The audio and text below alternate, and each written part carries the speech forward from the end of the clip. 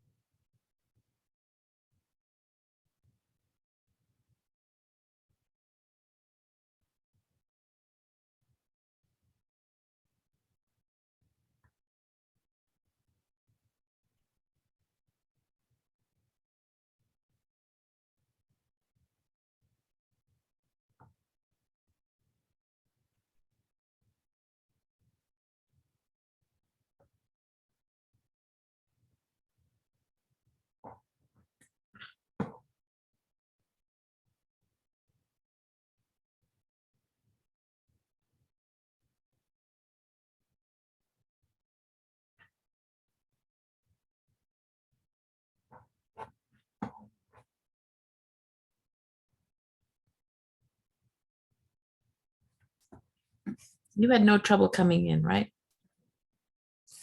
You had no Oh, internet of your phone? Okay. But you didn't have any problems. You just clicked and it was fine.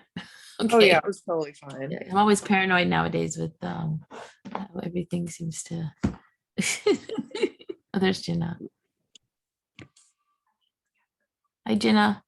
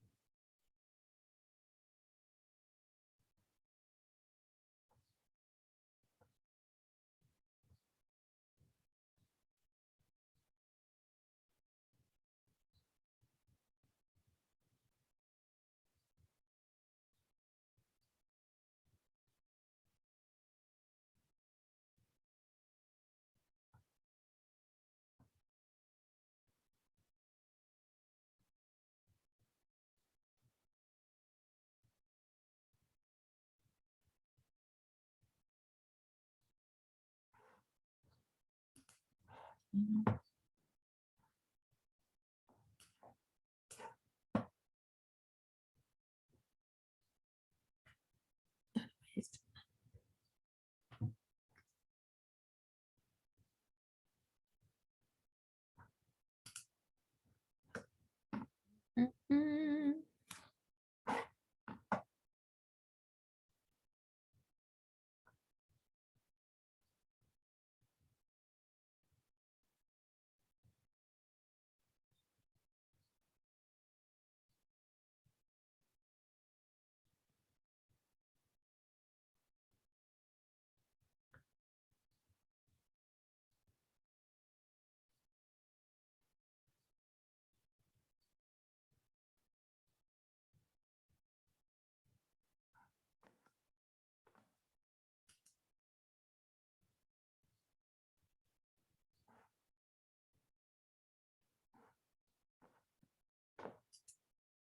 Okay. Our panelists are here. Hi, Caroline, Kimberly.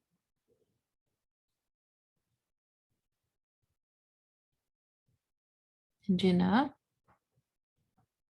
We're still early.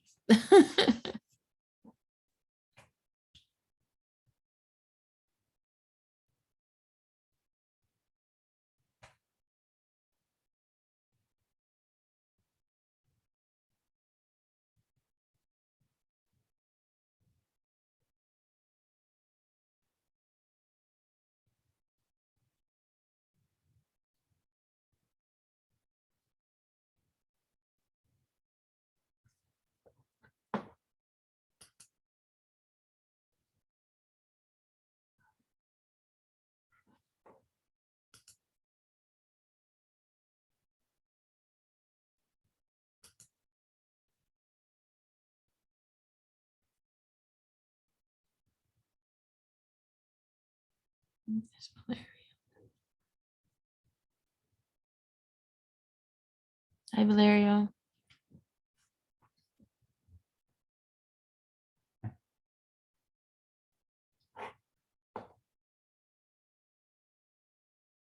So we'll give maybe people 2 minutes or so, because there's folks from our program aren't here yet. Valeria.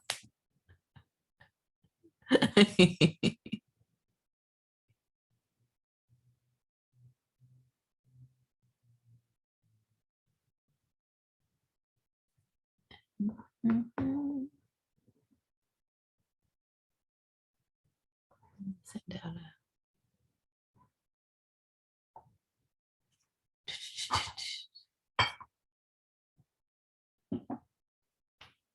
well, why don't we just have a little bit of a beginning and then we can see who shows up. I'll control the waiting room.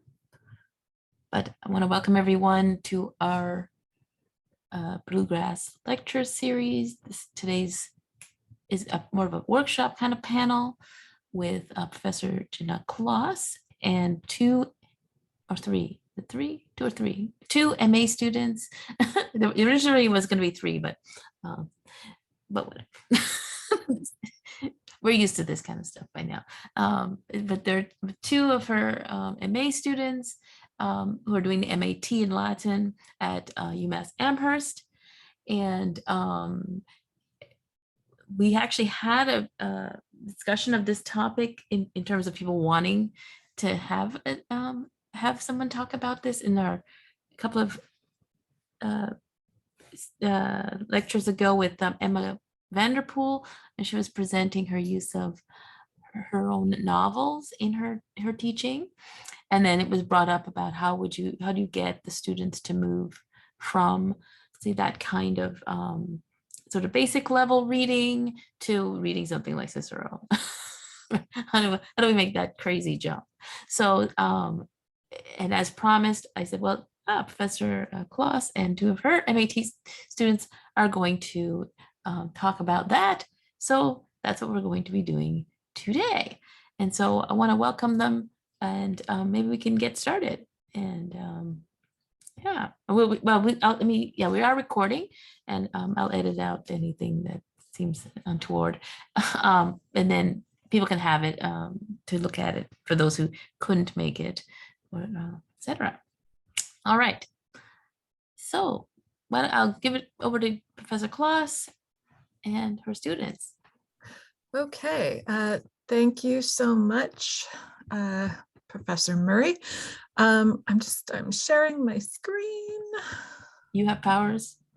Looks like I can do that. Excellent. And yes, all right. Well, here comes more. Away to Omnes. First, I would like to extend my thanks to the organizers for the chance to present in this really important and exciting sounding series that you're developing with the Bluegrass Conference. And yeah, I very much look forward to your questions. And I also want to thank my fellow presenters, two of the current students in the MAT in Latin and Classical Humanities program here at the University of Massachusetts Amherst, Kim Gilmore and Caroline Spur.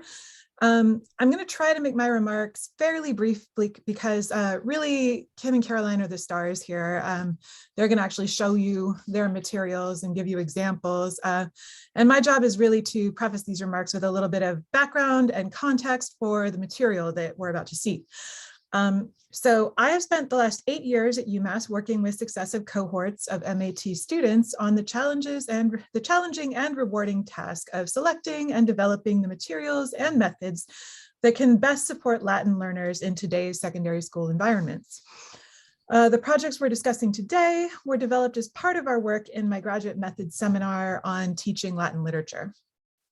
So when I first took this course on, I inherited a syllabus designed on the premise that there were really only a handful of Latin authors that were popular or important, quote unquote, enough to have merited the creation of textbooks designed for use in secondary school Latin classrooms, and that these resources in turn were the most important materials with which MAT students needed to familiarize themselves before embarking on a teaching career. And such textbooks, typically a reader that moves sequentially through a given text or selection of texts by a particular author, Catullus or Cicero or whomever, certainly they do represent a really valuable achievement, and they present us still with, really useful models on how to break down grammar, how to present literary themes, how to provide necessary context for students approaching Latin ancient literature for the first time. However, just as authentic Latin texts cannot simply speak for themselves to today's students, neither ultimately can even the most innovative and inclusive textbooks. Social issues, as well as pedagogical standards, are changing, I think, too rapidly for traditionally produced textbooks to really keep up. And today's instructors typically don't have the time, and often students don't have the money to invest in, for example, a Horace reader that they spend the whole semester chugging through, even were that the primary issue with this approach. In fact, however, the primary problem with teaching Latin literature today in too many classrooms is that too many students must face too difficult texts too soon in their progress. Looking at the standards for, There we go. Looking at the standards laid out by the American Council for Teaching Foreign Languages, most original Latin literature is written at a, quote, distinguished or superior level, or at that standard of complexity. Whereas the average secondary school language program is expected to conclude somewhere in the intermediate range. So after, 4 years of instruction. This causes a discrepancy between the goals of Latin programs and the state standards.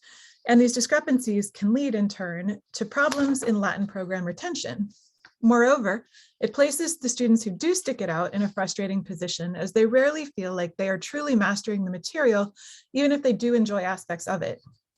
This is not to say, however, that programs should give up their goal of reading authentic Latin literature.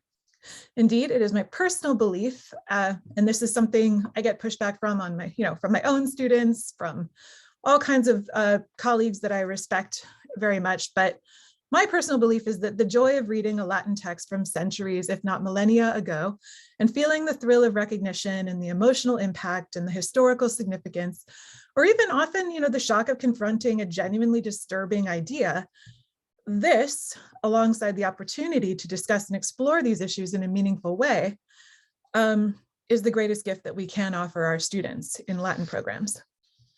This core belief engenders another one, namely that all Latin students, beginning learners included, can and should develop the techniques of literary thinking and engage in higher order thought processes about what they read, with the ultimate goal of reading and enjoying this material in the original.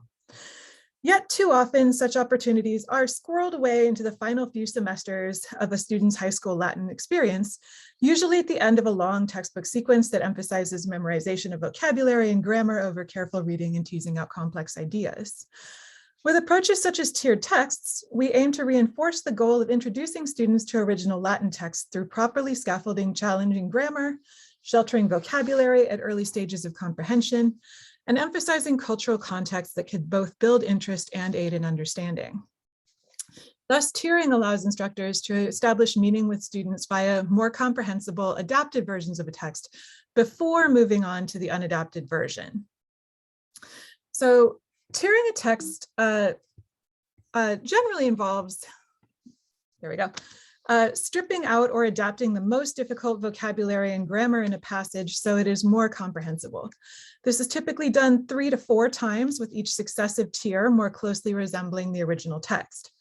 The various techniques for doing so are well explained by Lindsay Sears and Kellen Balestrini in their article, Adapting Antiquity, Using Tiered Text to Increase Latin Reading Proficiency.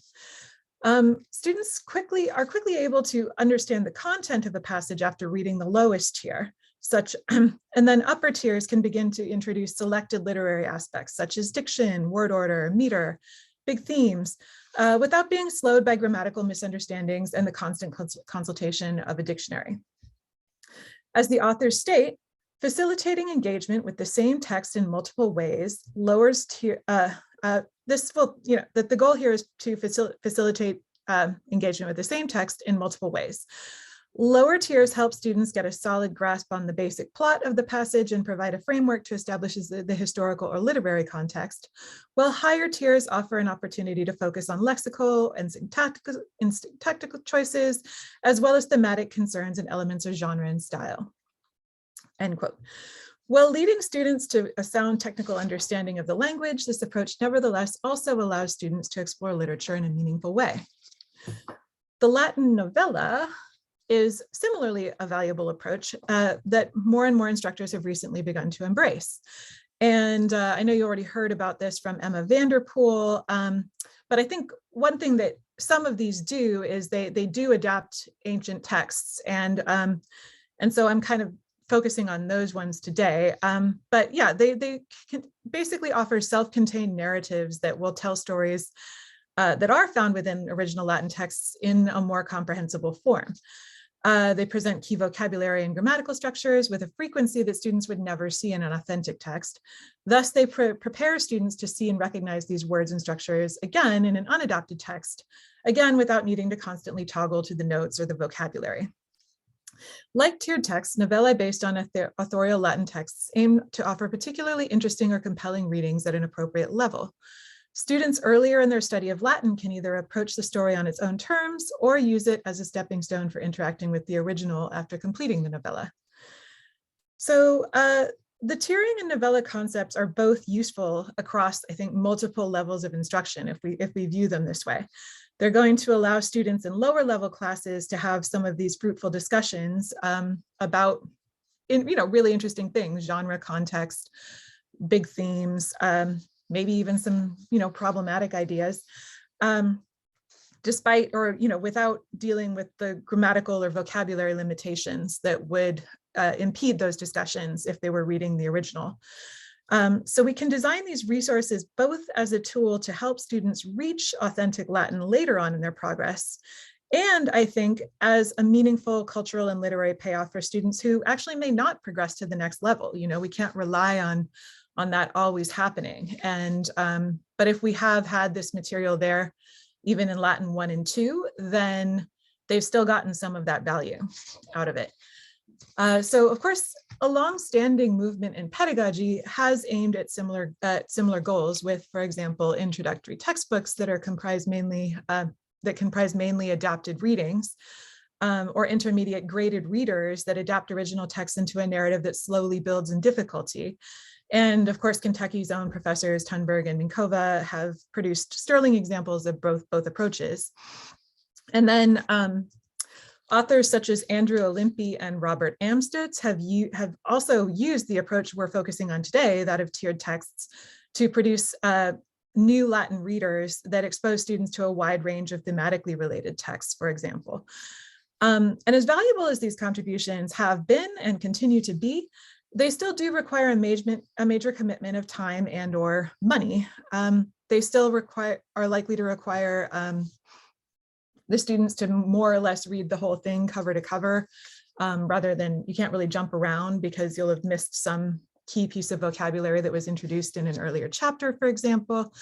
So they offer less flexibility for teachers who may wish to design their own set of readings, or maybe only have a week or two to cover a story like this, or who aim, as Ian Hochberg suggests in a 2018 article, to offer their own students choices in what they read next. Thus, in recent iterations of my course, we have focused on developing a more flexible set of tiered materials that treat briefer sections of text. Designing these lessons helps my students, who are also my future colleagues, to build the skills and confidence they need to continue this practice as they discover new interests in the course of their careers.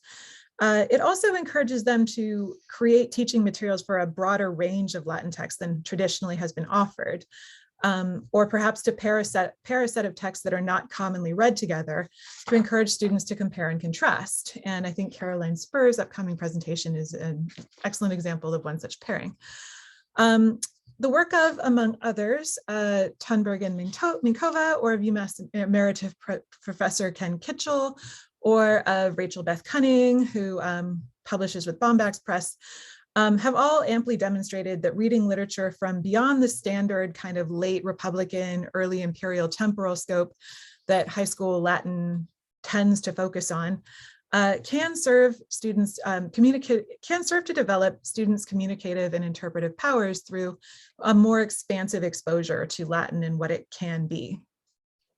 And Kim Gilmore's upcoming presentation will offer you a particularly striking example of the power that reading a Neo-Latin text dating from the Spanish colonization of the Americas can have in a classroom today. Notably, Caroline and Kim both embrace the flexibility provided by the tiered and/or novella approach to improve the accessibility of these materials to a wider variety of learning styles. Accessibility is necessary for inclusivity. And of course, by federal law, students must have access to their least restrictive environment when they're trying to learn anything. So Latin classrooms, I think, in fact, can offer unique benefits if our focus does remain on learning for the goal of reading literature, because tiered text can provide opportunities for students to begin discussing thematic and stylistic elements of the text without having to struggle with a frustrating passage they're unable to understand. And there are students who can maybe struggle with grammar who actually excel at interpretation and excel at identifying themes. And this will give them a chance to shine, I think, earlier in their Latin experience. And of course, tiering already improves comprehensibility. But additionally, the ability to manipulate texts online through, for example, color coding, illustration, other forms of visual support is also a major advantage of the approach that my students are adopting. So typically, when this is taught, the tiered text will be projected onto a board. It will also be read out loud by students and additionally associated with images that will help illustrate the text. So this allows for 3 different types of potential input that can help students better approach the Latin in whatever way they're equipped to comprehend it. And the close focus, I think, on a given text means that Latin students working with these materials can see the printed text at the same time that they hear it spoken, that they perhaps hear, that they speak it, that they hear other people discussing it. And so multimodal inputs have been shown to benefit students who struggle in classes that emphasize, as in most modern spoken language classes, they emphasize the oral and the oral component over reading or orthographic support. And tiered text is a way to kind of bring the text back into the picture. So they also allow teachers themselves, I think, the opportunity to adapt material in creative ways. So Sears and Balestrini have a really kind of specific model that they lay out for how to tier a text, and it's an excellent starting point. But what I really enjoyed about a lot of the presentations I've been seeing my students do is the ways that they adapt this and create cool and innovative twists on it. So to give a couple of examples from recent years, one student created 2 tiers of Seneca's Epistolae Morales 56, which is this sort of amusing complaint about the inconvenience of living near a noisy bathhouse. And the student kind of made this into a comprehensible narrative with 2 different tiers that were actually 2 different styles. Tier 1 was a simple narration that kind of tells the story. And tier 2 actually is a text message dialogue between the student made Seneca and Seneca's addressee Lucilius into 2 teenage girls who were texting and complaining that they couldn't study because they were living near this incredibly noisy athletic environment. And another recent student tiered Horace's Satire 1:9, which is about an annoying hanger-on who latches onto the poet in the forum, into a kind of graphic novel complete with scenery and there's some dialogue later on. I don't think I included it, but there's little speech bubbles where they interact. And despite these modifications, the adapted text could still facilitate a discussion of the philosophical and social issues that really underpin these texts, while still conveying a significant amount of new vocabulary and reinforcing several key grammatical concepts. So, you know, I don't want to take up too much more time. I have some additional thoughts about how actually these, I want to emphasize that these tiered resources can and do aid students preparing to engage with literature at various levels, up to and including the advanced placement exam. So I have some examples of former students and UMass graduates who have used tiered text successfully to prepare students for the AP. And then there's this one website that has pre-made those. So so when there's different opportunities that can offer. And then I think there are also interesting opportunities for instructors who are pursuing a differentiated learning environment model, where students might, depending on where they are in their own progress or what's happening with them that day, some might read the tier 1, some might read the tier 2, the 3, the 4, and there could be ways of assessing those students differently and equitably within the same classroom potentially. So I do want to say, yeah, we can still use this to strategically engage students across all the levels of Latin. This isn't something that we confine to level 1 necessarily. But overall, my final thoughts are that the global COVID-19 pandemic has, of course, unexpectedly been clarifying in terms of thinking through our philosophies of teaching Latin language and literature to young people. I don't know if the word is clarifying so much as traumatizing, but we've definitely all had to think and pivot and adapt over and over. But I will say, I think most of my students in the UMass MAT program really do aim to teach Latin literature with the same fundamental goals in mind. They want their students to not just learn the material, but to become more empathetic and more generous and more creative and more responsible as they develop these critical reading, thinking, and discussion skills.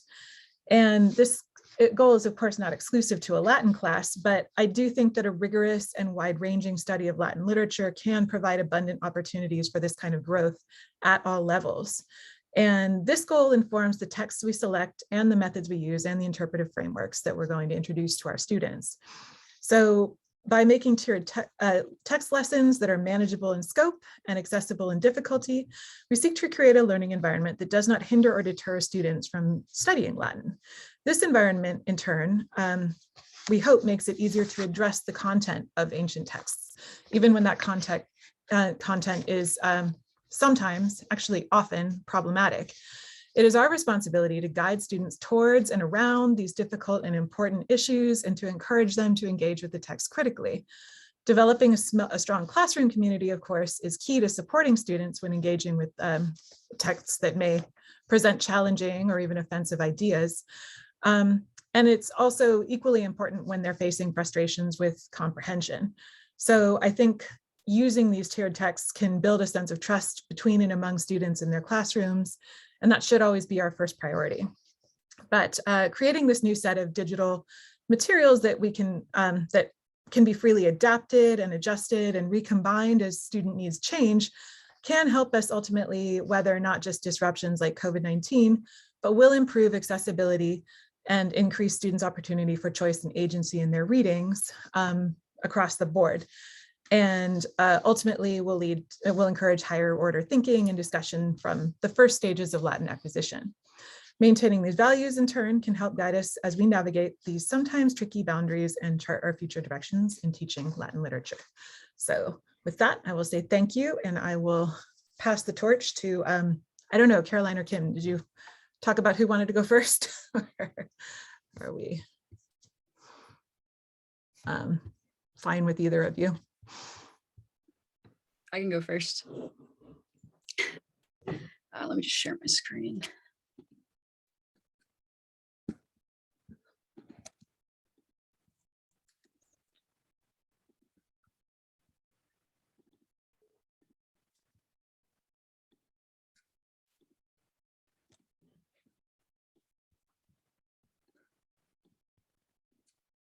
All right, can everybody see that slide okay? Great.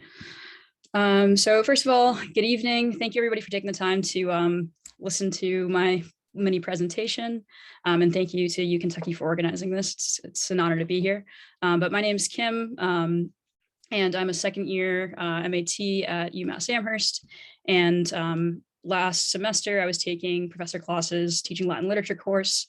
I was also teaching at Springfield Honors Academy under the tutelage of the wonderful Emma Vanderpool. And that's where I first experimented with this text in a Latin 4 class that I'll talk more about in a second. So just to give you some context about the classroom, the methods that I used, and the goals.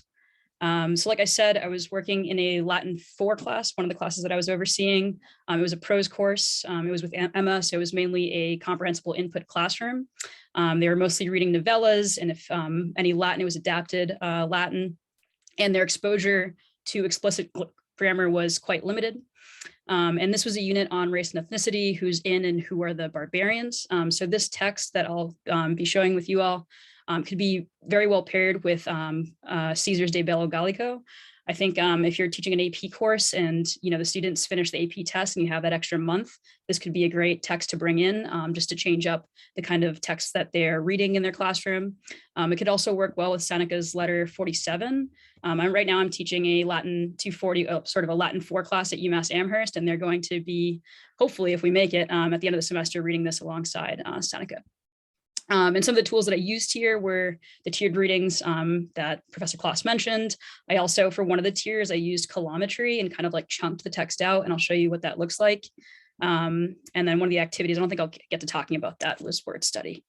But some of my goals here, the learning objectives, the way that I developed these were using the framework of historically responsive literacy that's developed by Gholdy Muhammad in a great book called Cultivating Genius. But Muhammad has these 5 pursuits, these 5 standards that a teacher should strive to build their lessons around. Those are identity, skill, intellect, criticality, and joy. This will get at the meat of my lesson. So the first objective is that students will explore how socio-political context influences how they evaluate controversial historical figures, being de las Casas. The skill, students will exercise their oral, and reading skills in Latin. Students will learn about Bartholomew de las Casas and his role amidst the enslavement of indigenous people in the American colonial period. For criticality, students will evaluate systems of power in the colonial world and how that might reflect systems of power today. And joy, we can't forget joy, really important in the Latin classroom. Students will experience joy and build relationships with classmates through language learning, games, and activities. So to give you some historical background on de las Casas, if you've never heard about him before, he was a friar and a priest of the Dominican order. He was originally born in Seville, Spain in the 15th century. He was one of the first Spanish and European settlers in the Americas. I think he is the first priest to be ordained in the Americas. And he wrote several books, but in these books, he chronicled the atrocities committed against indigenous people by the Spanish conquistadores. And the books are the Brevísima Relación de la Destrucción de las Indias and Historia de las Indias. You can also find English translations of these online now, and they're free.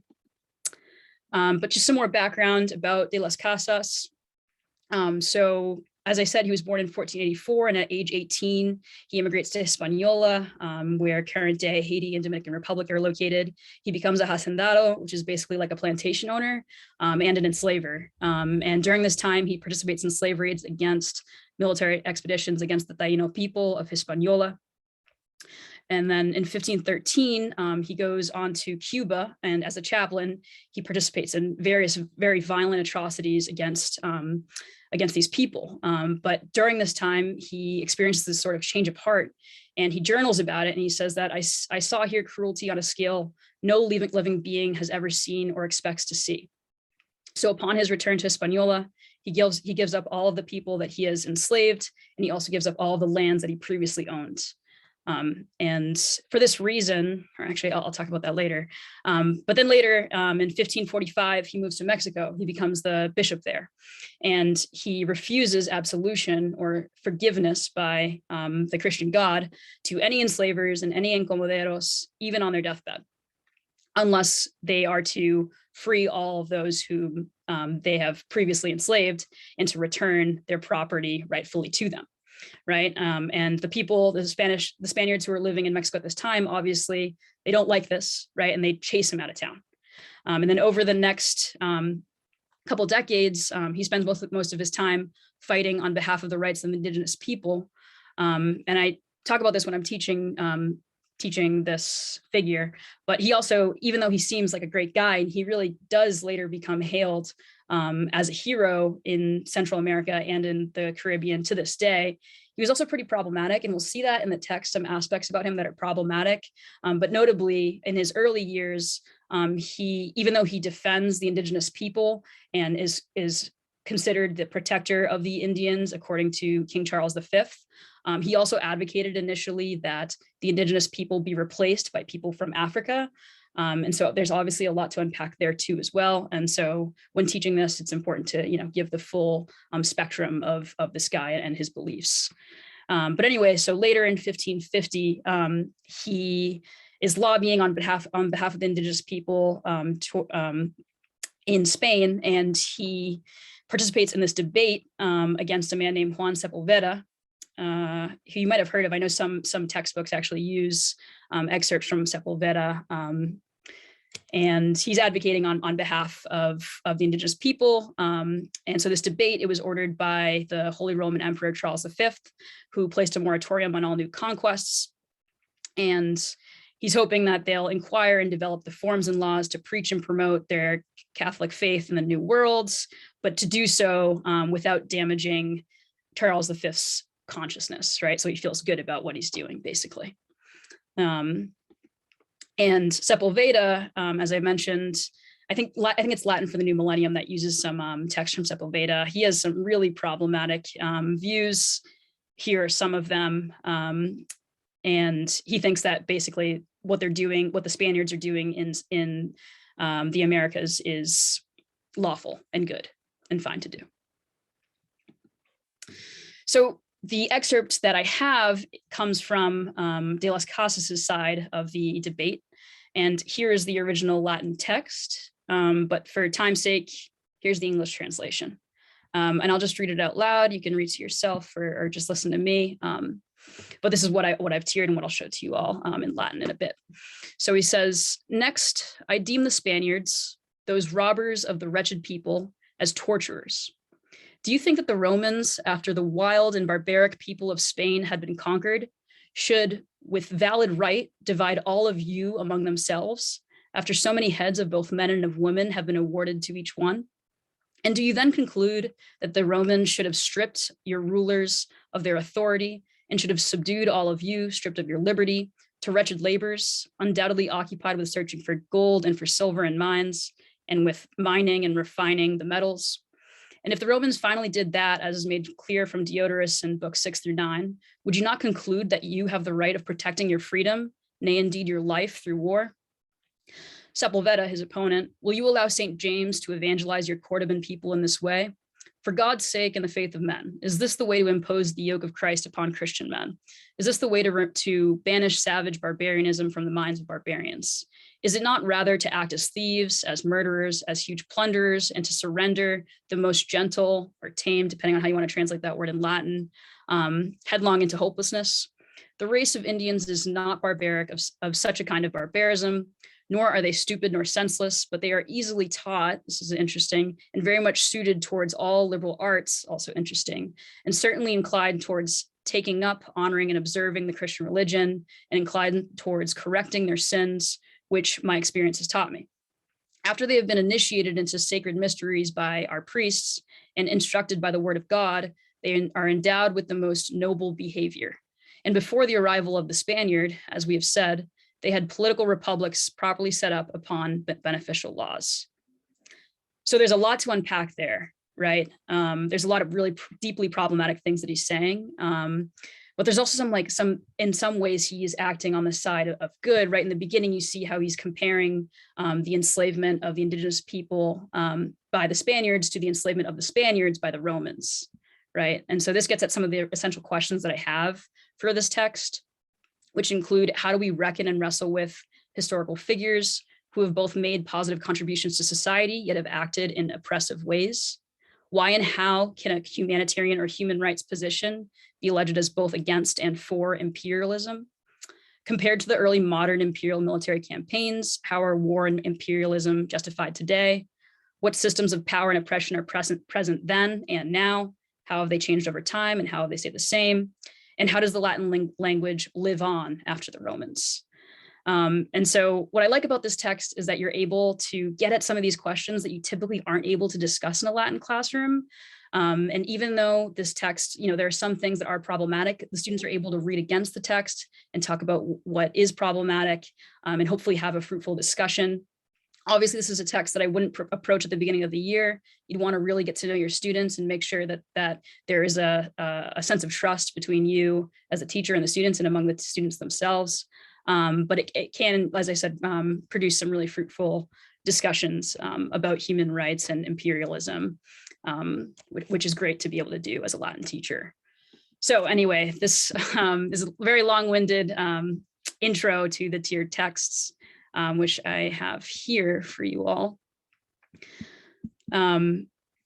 So as Professor Klaus was saying, there are typically four tiers. And I've actually been experimenting with just doing 2 or 3 tiers because 4 can be a lot. Another project that I'm working on right now for my Latin 240 students is the Risticatio Mexicana. And with that, I just do two tiers. And what I do with some of the vocab that's harder for students to comprehend is I'll just add like Google comments, giving like definitions and stuff like that. But anyway, this one has 4 tiers. So the first tier 4, is the authentic Latin. Tier 3, what I did here was I used colometry to kind of chunk up the different like thought, what would you call those, Professor Kloss?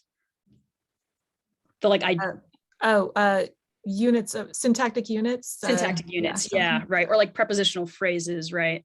But I still use the same vocabulary and for the most part, the same word order as the original Latin, right? Tier 2 is where I make some more major changes. I eliminated a lot of the tougher vocabulary, the more complex grammatical structures. I also substitute some of the vocabulary for more frequently seen words that I know my students are already familiar with. But I'm still using colometry to break down the text even further. And then finally, in tier 1, I use some images to help students with vocabulary that they might not be familiar with. And I also like really break down the Latin so that the Latin that they're seeing just gives them the main idea of what this text is about, so they know what to expect when they move on to tiers 2, 3, and 4. And yeah, that's all I have for you. If anyone has any questions, I'm happy to talk more. But thanks. Yeah, thank you, Kim. That's awesome. I'm sure there will be questions. I was thinking we would all 3 present and then do questions. Is that, Jackie, what we were? Okay, we're going for. All right, in that case, happy to introduce Caroline Spur for our next presentation. All right, hello. As Kim said, thank you to the University of Kentucky for having us out and to Professor Kloss for including us on the invite. For my adapted text, I went in a little bit of a different direction than Kim. I knew sort of from the get-go that I wanted to start or work on the narrative of Orpheus. I know mythological narratives provide or are always a winner in the classroom, both in terms of cultivating engagement, but also prompting thought-provoking and engaging discussions for students. But when focusing in on the specific myth, which of course is very big in the zeitgeist with the prominence of Hadestown and other modern reinterpretations of the myth, I was posed with always a good problem to have too much Latin. There are many different versions of the text. So in choosing to present this to students, how would I pick one? And what would that say about elevating one narrative over another? And would there be a way to introduce students to different versions of the myth without taking up too much time or labor? If a student's going to read 3 different versions of a myth, are they going to get tired of it? Are they going to lose interest? Is that just going to be too much? I have here a quote from an article on teaching the narrative of Orpheus from this article from 1995 that says, teachers who have time can get students to compare Ovid's Orpheus with Virgil's Orpheus and Eurydice and the Georgics. The key that I'm highlighting here is teachers who have time, right? Is a bit of an oxymoron here. So I wanted to think of a way to bring this notion of intertextual analysis as something more approachable and time-saving for both teachers and students. So when we look at the 2 texts, Virgil's Georgics and Ovid's Metamorphoses are the 2 versions of the narrative that I chose to focus on. In total, we have 160 lines with 528 total unique words, not including repetitions in different forms, with only 70 words common to both of the texts. This poses a bit of a problem in terms of both the amount of text students are tasked with getting through, and also the amount of vocabulary knowledge that they are expected to read with any sort of fluency. So my proposal for addressing this issue was creating a new or sort of different type of novella, one that incorporates the language and structure from both authors' narratives, which draws upon and reinforces high-frequency vocab and critical vocabulary used in each of the versions, as well as the vocabulary the two share in common, so those 70 words that I talked about before. And this novella will serve as a precursor to reading and comparing parts of the authentic texts.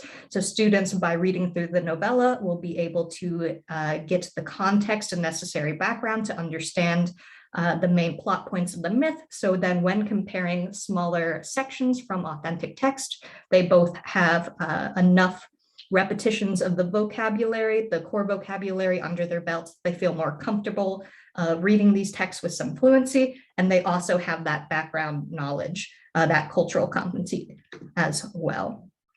So my process for making this text started with analyzing the vocabulary and words within the originals. So I ran both Ovid and Virgil's texts through Voyant Tools, which is a really great resource for categorizing all of the different individual words and forms in a text. You can also see word frequency, different types of patterns as well in your language. It's also very good for spell checking your Latin.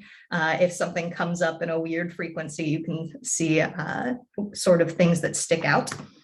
And this yielded some interesting results. So these are the most common unique forms in the Georgics. And then these are the most, these should be the most common unique forms in the Metamorphoses, both with the with dealing with that specific Orpheus and Eurydice narrative. Looking at the high frequency words and then those 70 words that they have in common yields 101 vocab words. I've sort of done a visual representation so you can see ones that are both frequent and repeated throughout them. Obviously, however, you cannot build a narrative just based on these high frequency words. You need extra additives in there. This led me to the goal of developing a novella that was under 200 unique words with a significant portion of high frequency words from the authentic texts. I also knew that I wanted to focus on pairs in opposition, which was something I noticed to be occurring within the high frequency vocabulary. So lux and umbra, vox versus silentia, and felix versus infelix. These words were common in both of them. And to clarify what I was considering, high frequency vocab was used more than 2 times within the texts. So I then wound up outlining a basic plot structure that addressed both the plot points from Ovid and Virgil's rendering of the narrative. So Capitulum 1, Fox, is more drawing upon Ovid's version of the myth, where he talks heavily about the events leading up to Eurydice's death, including the marriage and the sort of foreboding omen of the fox, the torch that wouldn't light. This also lets us get some early repetitions of lux, nox, those light and dark imagery that we see going on. But as we go through the narrative, it blends more with the plot structure outlined in Virgil, especially towards the end where it's more of that Georgics narrative. So they get exposed to vocab and plot structure from both. And for each chapter, I included about 100 to 150 words, which is about standard for a novella length. You'll notice here are some screenshots from an early draft of the novella. While the vocab is highly sheltered, I don't shy away from using what are considered typically to be more complex grammatical structures. You can see from the very first page, they're getting indirect speech, participial phrases, relative clauses of characteristic, result clause, ablative absolute, future passive infinitives, all the fun stuff thrown in there. The current draft is 950 words and includes 153 lexical entries, excluding names. And 47 of those 153 also coincide for the DCC's top 100 frequently used words across a wide span of Latin texts. Again, I have a visual representation of what the high frequency words in my rendering of the text ended up. This approach, going at a slower pace and moving chapter by chapter, also opens the opportunity for teachers to discuss cultural significance and themes with their students. For instance, talking about Eurydice and their nuptials can bring into discussions of wedding customs and practices, as well as I have here one of the illustrations is a mock funerary monument for Eurydice, which could bring in discussions of funerary inscriptions, particularly this one here was from a proposed corresponding lesson about how women are depicted in funerary inscriptions as opposed to men. So we see both in the fake funerary monument that she is remembered first and foremost as the beloved wife of Orpheus, which is a common theme students could probably pick up on when presented with a series of inscriptions as well. This finally is sort of the piece that students would be building up to and shows just why I think this approach is valuable. So these are two passages, parallel passages taken from Virgil and Ovid's narratives dealing with the concept of Eurydice's voice. How much does she say before she is taken back into the underworld? And so the words I have highlighted here are all of the words that the students would have been exposed to in frequent repetition throughout the course of the novella. So you can see this, I believe, is over 75% of the words they're seeing in these authentic texts. They've already had reinforced and seen in a variety of different forms to construct this narrative that's multiple chapters long. While they should be able to read through it with a fair amount of ease, it also primes them to read this more advanced authentic text as well. And that is all I have. Thank you.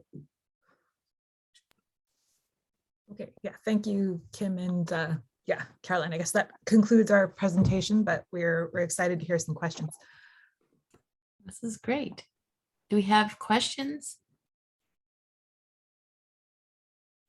Yeah, we got Andy. Yeah, hi, thank you so much for doing this presentation. This was amazing. I'm still relatively new in my Latin teaching career, and I was wondering what suggestions you would give for like using the same text with students of various ability levels. So I did my student teaching last semester at an all-boys charter school in Philadelphia. And especially in the Latin 1 classroom, there were a wide range of abilities, like people like reading above grade level, and then like people reading like 2 to 3 grade levels behind where they should be. So what would your recommendations be for using different tiers of the same text with different students? Does that make sense? I think I can speak a little bit to that. I did my student teaching in a Latin 1 classroom that was primarily CI based. So the text we were reading with these students was at a really, really novice level, low novice level for the most part, especially it being their first semester.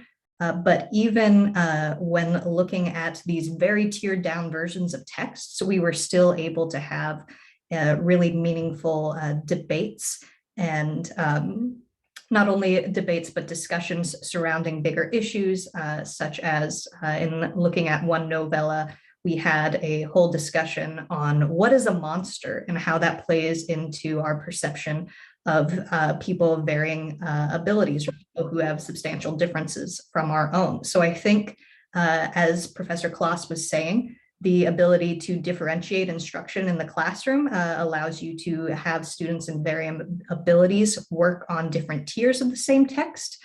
But still, even in those tiered down texts, if your ultimate goal is to have those discussions and to get into those deeper questions, those questions are still there at the early levels of these texts. They don't go away when you're stripping out grammar and some of the vocab. Those still linger there. The people who are reading the higher tiers might have more specific nuances of what a certain word says, but really shouldn't be all that different from what people reading the lower tiers are getting at. I think you could see in Kim's tiered texts, even at the broken down lower level, you can still see problematic language there, and students just reading that one could still engage in conversations. If I could just follow up a little bit to that, because I know that it's getting to the place where a lot of people have to teach different actual levels within, within the classroom. You might have to do like 2 and sometimes even 3 different levels of students. I know that was the case for a friend of mine teaching in Seattle, where she had like 3 levels in the same classroom. So this is teaching the same text at different tiers seems like a really good way to deal with that. Oh yeah, I was just going to add to what Caroline and Professor Murray already said, that it does, one thing that I think can work better if you are having multiple levels within the same classroom is if in that case, you probably wouldn't have so much reading out loud and reading together. It would probably be more of a free voluntary reading situation, where everybody's got whatever their appropriate level is and they all read it and then you can discuss it later. But I think something like that could work still pretty well. And there could still be, reinforcement of certain vocabulary items with some kind of visual support perhaps. But yeah, I don't know, Kim, did you have any other thoughts or? I think Caroline covered it for me. That's exactly what I was going to say, Caroline. Like even when we just read tier 1, there were already, the kids were jumping to talk about the text, even if it was at its most simple form. So yeah. Thank you so much.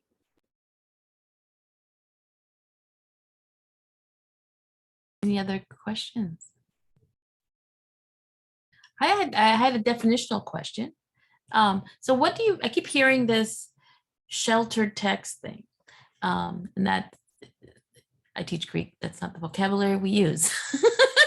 So I have a vague idea what that means, but could you explain precisely what that means? Because maybe some people are shyer to say they don't understand what that means.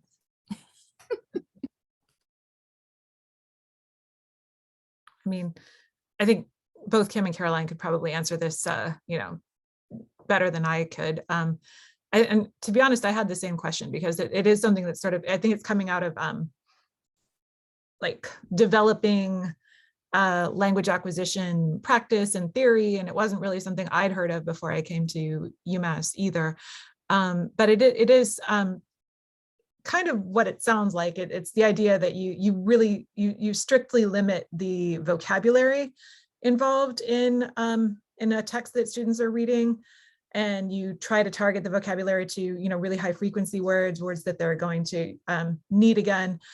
But that doing that is kind of a trade-off, and it actually enables you to introduce maybe more complex grammar, and then ultimately, yeah, obviously you do need to acquire like a pretty substantial vocabulary to be able to read any original Latin text with total comfort. But I think in the early stages when students aren't there yet, bombarding them with vocabulary is a bit much, so we shelter it. Anything you would want to add to that, Kim or Caroline? Yeah, I think a lot of the ideas when you're talking about novellas or texts that are specifically tiered to show sheltered vocabulary is that you are getting frequent repetition of these vocabulary words. So it's not just a one gloss and then you never have to know that word again, but you are seeing it in multiple different forms and multiple different contexts again and again and again. I know I worked with Lance Piantagini at Springfield Honors Academy last semester, and he has one novella that is, I believe, over 1,000 words long and only uses 19 vocabulary words, 11 of which are cognates. So students are able to read this very interesting narrative about a mage living in a Roman mage living in Egypt. And even at that level, only having less than 20 words, they're saying again and again in various forms.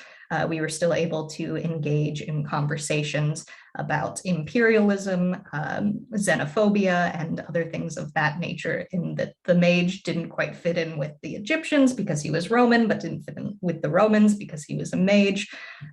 So again, you can really do a lot with a small amount of vocabulary, and it really pushes your creativity as well. It's a strategy that's coming out of second language acquisition studies. So I spent a year before this program teaching in Colombia, and the instructors that I was working alongside were using like the same strategy just while teaching English. And so like the basic gist is that like, you know, you really need to hear and see a word like 40 times before you actually absorb it. So trying to shelter it like that just to ensure that they're actually like, you know, have it in their brains.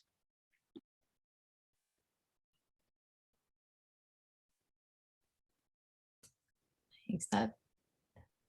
That sounds it sounds like the wisdom of reading Greek, but okay, because that's what they do.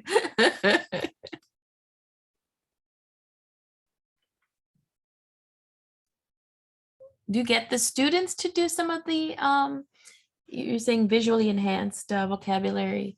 Do you let, I mean, you can do yourself, but do you also let the students maybe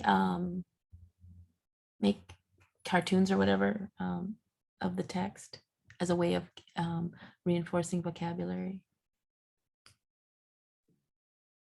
I am a big advocate for rereading texts. I think that's a good way to keep getting that extra input, but that can also get a little bit stale if you're just using the same method of rereading.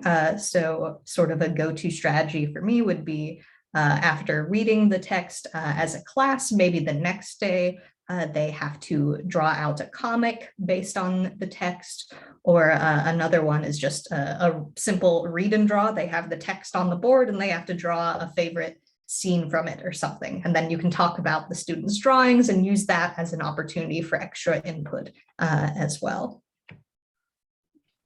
There's this great guy, Keith Toda, and he has a website called Totally Comprehensible, and he has a ton of those post-reading activities that Caroline's describing. I'm sure she'll pop it in the chat.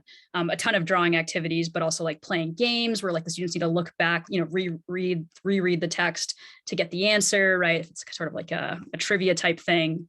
But his website is an incredible resource, and I would highly recommend the pre-reading, reading, and then post-reading link. If I'll try to find it and I'll put it in the chat. That sounds really, really great.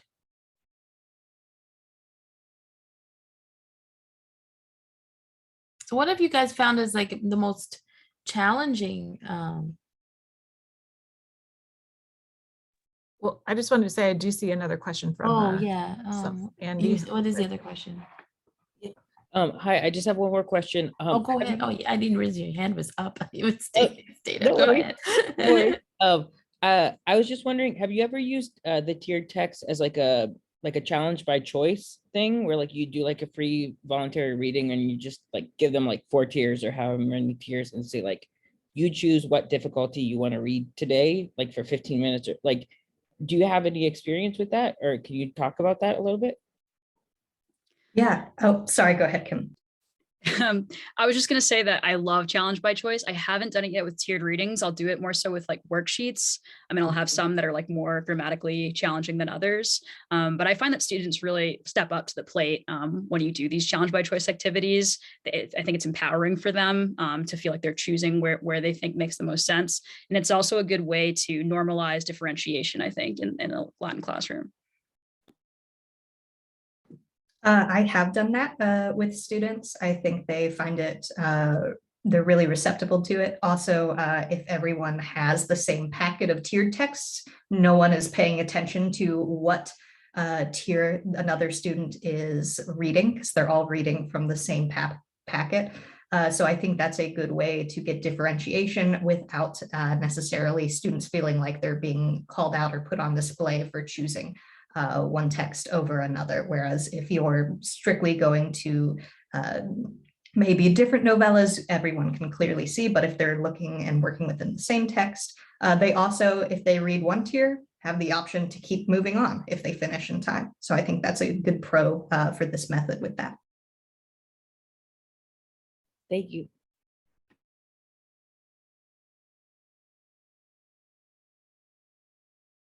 So again, now we could get to my question about what challenges have you experienced using tiered text in your teaching? What are some of the difficulties and how have you overcome them?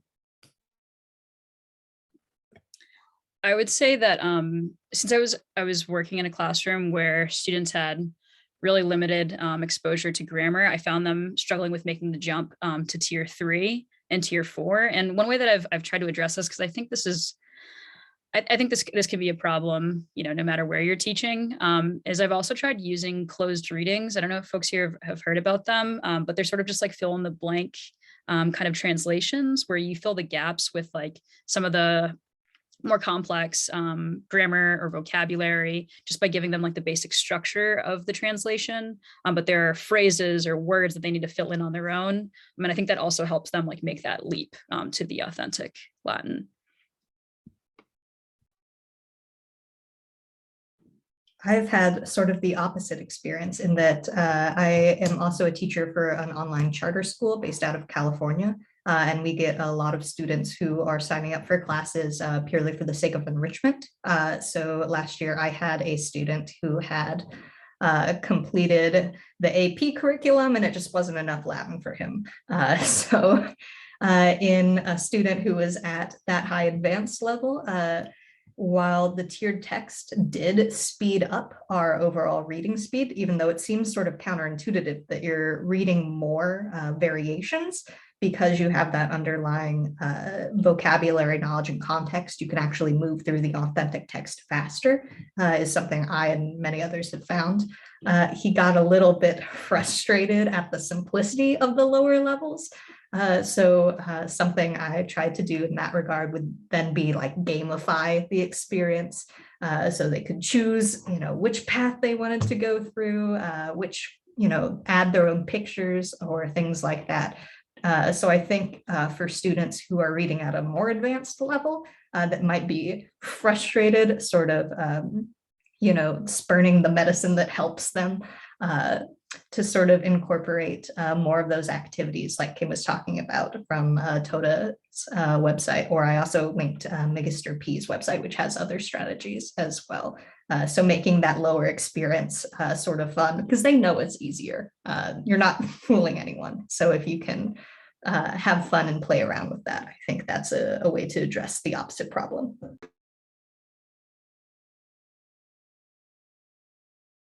I guess I really have nothing to add to the specific challenges, but I will say one thing about this whole approach that I do know acknowledges an issue is that I would call it pretty high prep. This is hard work, you know, and the mental load on you as a teacher to create these different tiers and keep all these different factors in mind and, you know, do all that kind of calculation that Caroline was showing us to limit the vocabulary is it's a big investment. And one thing I want to say is that I have, I'm kind of fumbling towards figuring out how to do this, as Caroline and Kim know, but I'm trying to, with the permission of students who are willing to share their intellectual property, I'm trying to establish a kind of a resource base at UMass, and I still don't know where it's going to be hosted, and that's part of why it hasn't happened, but where we're going to put these online. So ultimately what we hope is that more and more teachers and students will contribute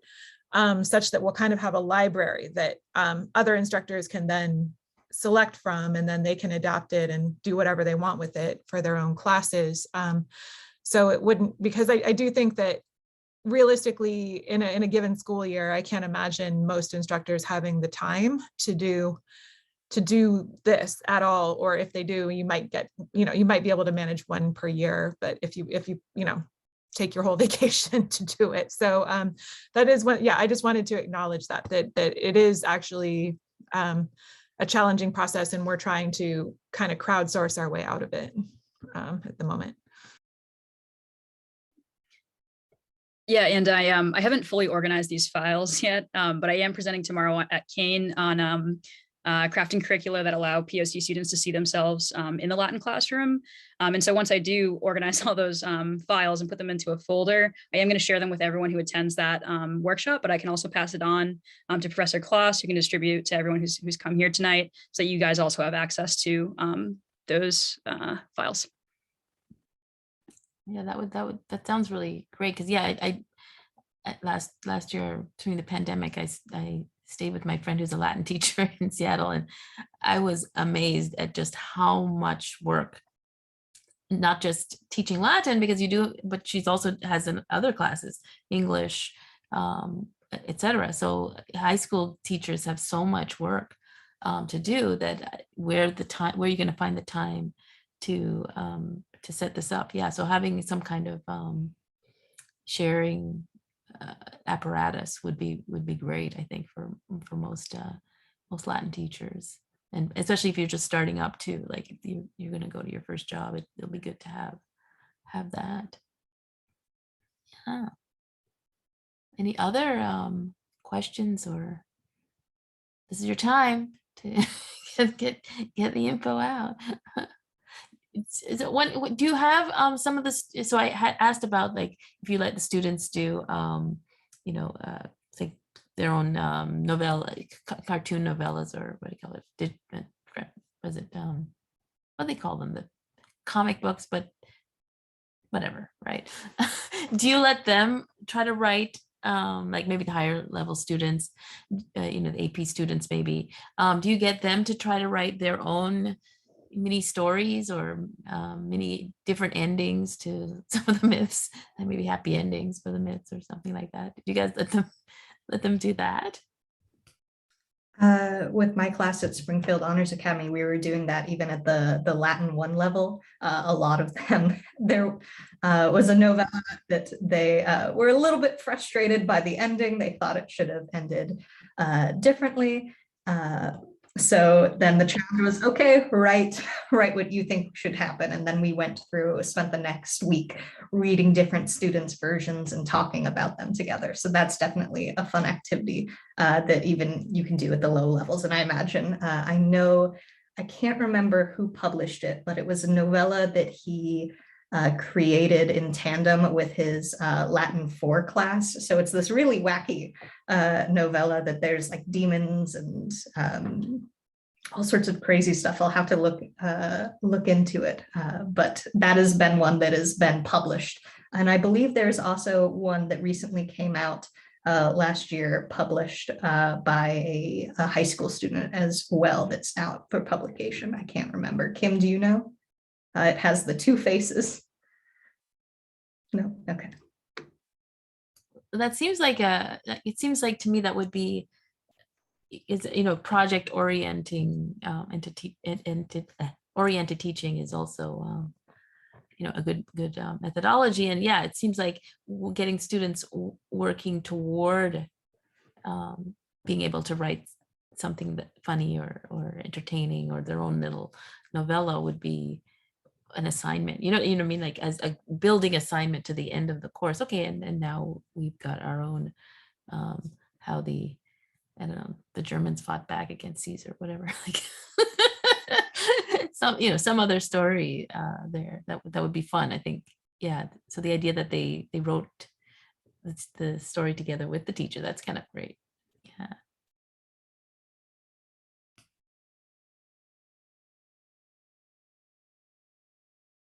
So any other maybe last questions that anyone might want to have?